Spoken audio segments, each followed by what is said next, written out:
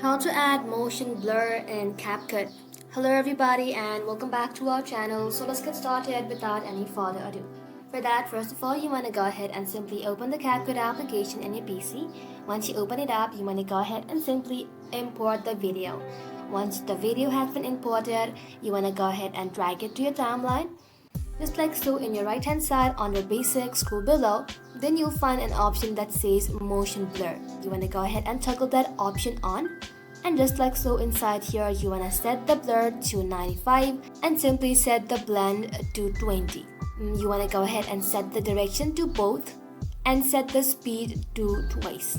And once you do that, you want to go ahead and simply wait for CapCut to apply that feature in your video. And once the feature has been added, the results should look something like this.